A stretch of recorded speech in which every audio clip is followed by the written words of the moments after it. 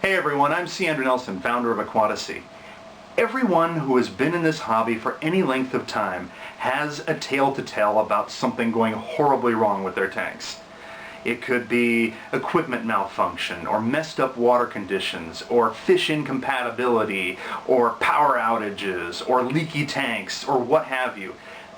Everyone has at least one such incident that they can talk about. But don't be embarrassed, okay? It happens to all of us. And by sharing these stories, we can actually learn a little bit from each other, or at the very least we can commiserate with each other over our common tragedies. And that's the topic for this video. My favorite fish tank horror story.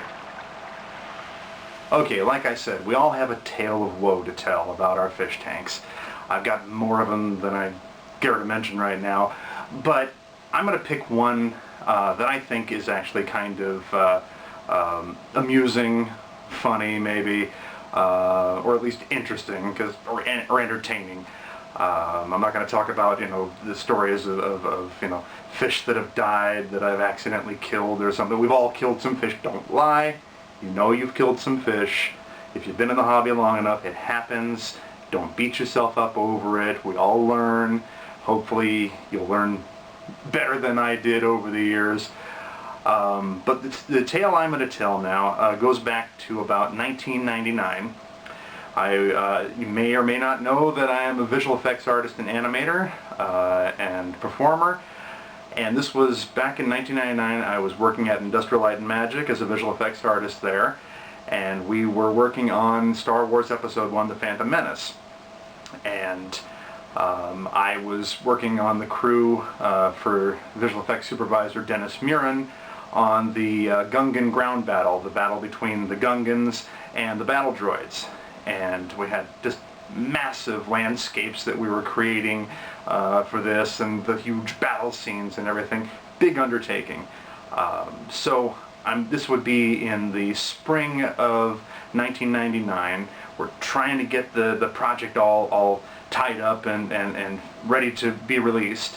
And I'm sitting at ILM. It's probably, early afternoon. And my wife calls. And she says to me, "You need to come home now." I go, "I can't come home now. I'm working on Star Wars. I mean, this is like the most anticipated film in the last 16 years. It's going to be the first new Star Wars film in all that time. And everybody's waiting for this, and we're trying to get the effects done, and I can't leave now." And then she says to me, "No, you need to come home right now. If you want your fish to live, you need to come home." And she said to me, "Your daughter," it's never good when it starts off with, your daughter, your son, your child, not our child, your child, your daughter. She says to me, "Your daughter decided to feed the fish all by herself." Now, my daughter was about, maybe not even quite 3 years old at that point. And she said to me, she took the whole canister of fish food, flake food, and put it into the tank. "You better get home." So I'm thinking, oh my gosh, what am I going to do?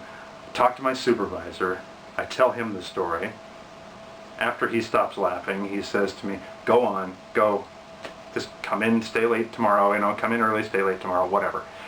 So I go all the way from Marin County, across the Golden Gate Bridge. My wife and I lived in San Francisco at the time. And all the way to home, get there, I look at the tank, and it is an absolute mess. There is, a full jar of fish food. Flake food is everywhere, over everything. It looks like the ash from Mount St. Helens, everywhere. And I'm thinking, oh my gosh, what am I going to do? Well, I had a small tank, not even a tank, it was like a plastic little holding thing that I used occasionally for holding fish in.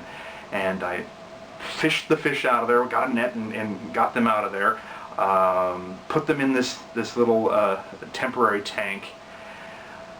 broke the whole tank down, took all the gravel out, the rocks, the landscape, undid everything because it was just a mess. And I knew I couldn't just siphon it all up because I had it very heavily planted and everything. I had to just take it all down. So I go through this whole process, take it all down, set it back up again, do my best to fix the water conditions. I mean, normally you don't just put fish right back into a tank, because it's got a cycle and everything. I couldn't wait for it to cycle. I had too many, I had fish that have got to go back into a tank with a heater and everything. And they're just crowded into this little tiny plastic bin. So I get it all set up again, get the fish back in there.